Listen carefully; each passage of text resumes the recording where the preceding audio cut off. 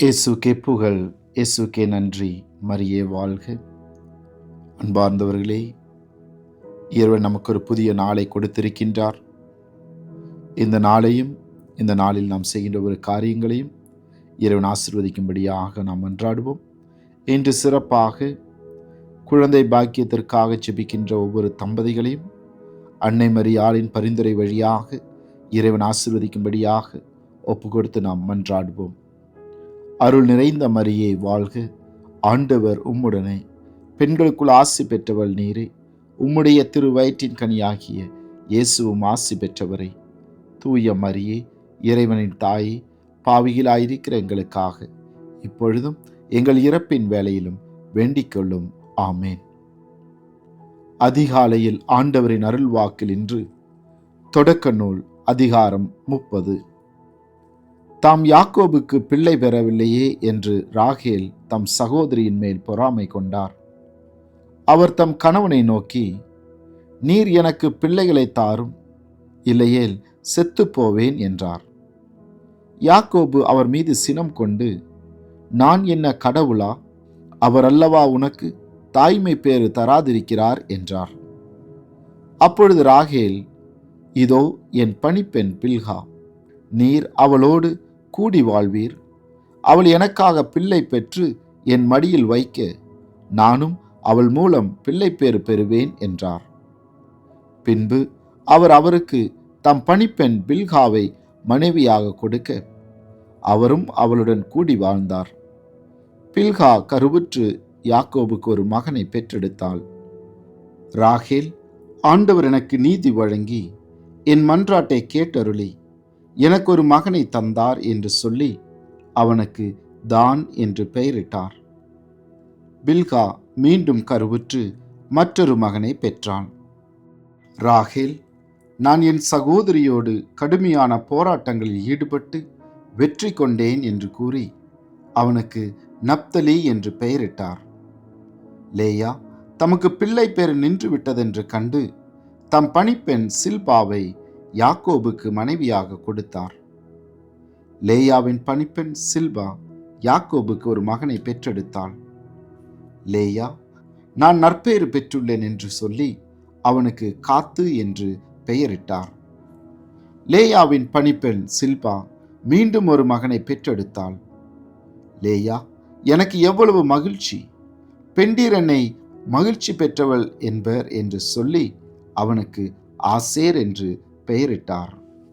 கோதுமை அறுவடை காலத்தில் ரூபன் வயல்வெளியில் தூதாயும் கனிகளை கண்டு அவற்றை தம் தாய் லேயாவிடம் கொண்டு வந்து கொடுத்தான்.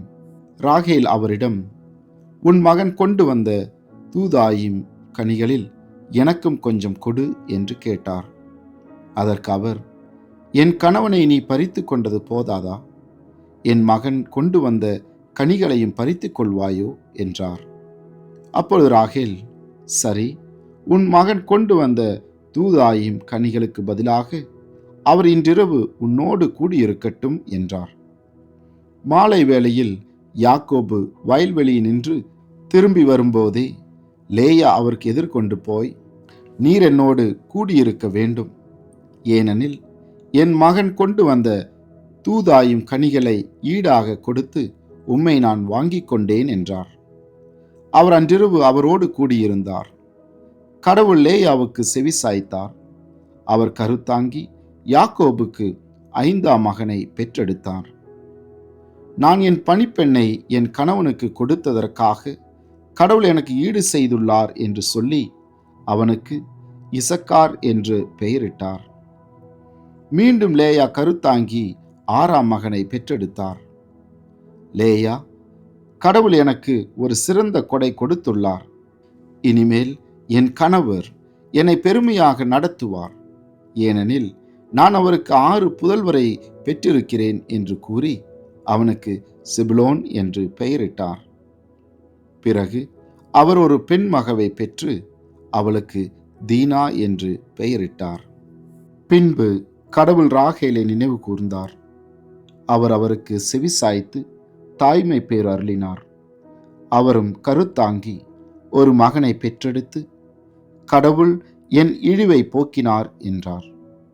மேலும் அவர், ஆண்டவர் இன்னொரு மகனையும் எனக்கு சேர்த்து தருவாராக என்று கூறி அவனுக்கு யோசேப்பு என்று பெயரிட்டார். யாக்கோபின் உடைமைகள். ராகேல் யோசேப்பை பெற்றெடுத்த பின் யாக்கோபு லாபானை நோக்கி, என் சொந்த இடத்திற்கும் நாட்டிற்கும் திரும்பி போக என்னை அனுப்பி வைப்பீராக.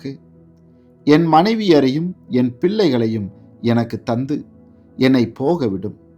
அவர்களுக்காக நான் உம்மிடம் வேலை செய்துள்ளேன். நான் உமக்கு செய்துள்ள வேலை இன்னதென்று உமக்கு தெரியும் என்றார். லாபான் அவரை நோக்கி, உமக்கு தடை ஏதும் இல்லையெனில் தயவு கூர்ந்து இங்கேயே தங்கிவிடும்.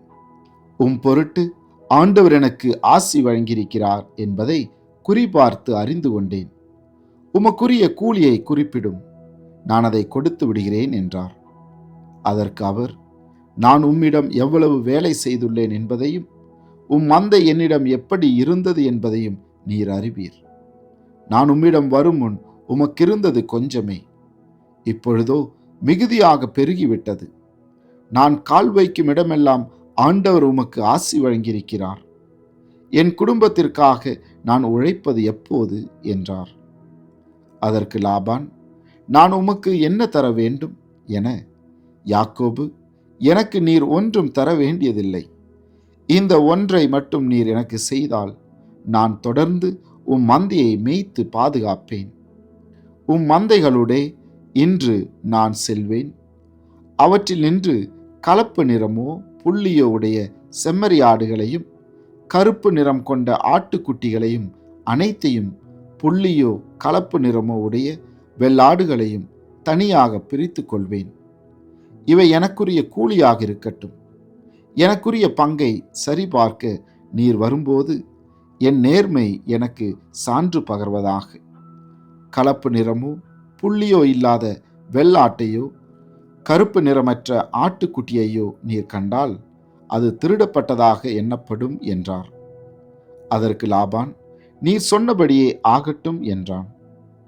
ஆனால் அன்றே அவன் வரியோ புள்ளியோ உடைய வெள்ளாட்டு கிடாய்களையும் கலப்பு நிறமோ புள்ளியோ உடைய வெள்ளாடுகள் அனைத்தையும் வெள்ளை புள்ளி கொண்ட எல்லாவற்றையும் கருப்பாய் இருந்த எல்லா ஆட்டுக்குட்டிகளையும் பிரித்து தம் புதல்வரிடம் ஒப்படைத்து தனக்கும் தன் மீதமுள்ள மந்தைகளை மேய்த்து வந்த யாக்கோபுக்கும் இடையில் 3 நாள் வழி தூரம் இருக்கும்படி செய்துவிட்டான். அது கண்ட யாக்கோபு புன்னை, வாதுமை, அர்மோன் என்னும் மரங்களின் பசிய கொம்புகளை வெட்டி இடையிடையே உள்தண்டின் வெள்ளை பகுதி தெரியுமாறு உரித்தார். மேலும் தம் மந்தைகள் தண்ணீர் குடிக்க வரும்போது ஆடுகள் அந்த வரியுள்ள கொம்புகளை எதிரில் கண்டு பொழிந்து சினைப்படும் பொருட்டு நீர்த்தொட்டிகளில் அவற்றை அவர் போட்டு வைத்தார். பொழியும் நேரத்தில் அக்கொம்புகளை கண்டு பொழிந்த ஆடுகள் வரியோ கலப்பு நிறமோ புள்ளியோ உடைய குட்டிகளை ஈன்றன. மேலும் யாக்கோபு ஆட்டுக்குட்டிகளை பிரித்தெடுத்தார். லாபானின் மந்தைகளில் வரியோ கருப்பு நிறமோ உடைய ஆடுகளை நோக்கி மந்தையை நிற்கச் செய்தார். தமக்குரிய மந்தைகளை லாபானின் மந்தைகளோடு சேராமல் பிரித்து வைத்தார்.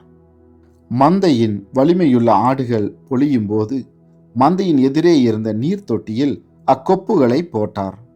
அக்கொப்புகளிடையே அவை பொழிந்தன. வலிமையற்ற ஆடுகளுக்கு முன் கொப்புகளை போடவில்லை. எனவே லாபானின் ஆடுகள் வலுவற்றவையாகவும் யாக்கோபின் ஆடுகள் வலுவுள்ளவையாகவும் ஆயின. இவ்வாறு யாக்கோபு பெரும் செல்வரானார். மந்தைகள், வேலைக்காரர், வேலைக்காரிகள், ஒட்டகங்கள், கழுதைகள் ஆகியவற்றை அவர் பெருமளவில் கொண்டிருந்தார். இது ஆண்டவரின் அருள்வாக்கு. இறைவா, உமக்கு நன்றி. மன்றாடுவோமாக. அன்பு ஆண்டவரே, இன்றைய அருள்வாக்கில் நாங்கள் வாசிக்க கேட்டோம், யாக்கோபின் பொருட்டு நீர் லாபானையும் அவருடைய ஆட்டு மந்தைகளையும் செல்வத்தையும் பெருகச் செய்தீர் என்று. இன்று சிறப்பாக குழந்தை பாக்கியத்திற்காக ஜெபிக்கின்ற ஒவ்வொரு பிள்ளைகளையும் ஆசீர்வதிக்கும்படியாகவும் நீர்தாமே யாக்கோபின் குடும்பத்தை பிள்ளை செல்வத்தால் நிரப்பி ஆசீர்வதித்ததைப் போல ஒவ்வொரு தம்பதிகளையும் ஆசீர்வதித்து அவர்களுக்கும் நீர்தாமே பிள்ளை பாக்கியத்தை கொடுத்து அவர்களையும் அவர்களது குடும்பத்தையும் ஆசீர்வதிக்கும்படியாக எங்கள் ஆண்டவராகிய கிறிஸ்து வழியாக உம்மை மன்றாடுகின்றோம். ஆமேன். ஆண்டவர் உங்களோடு இருப்பாராக, உம் ஆன்மாவோடும் இருப்பாராக. எல்லாமல்ல இறைவன் தந்தை, மகன், தூய ஆவி உங்களையும் உங்கள் குடும்பத்தில் உள்ள அனைவரையும் நிறைவாக ஆசீர்வதித்து பாதுகாத்து வழிநடத்துவாராக. ஆமேன்.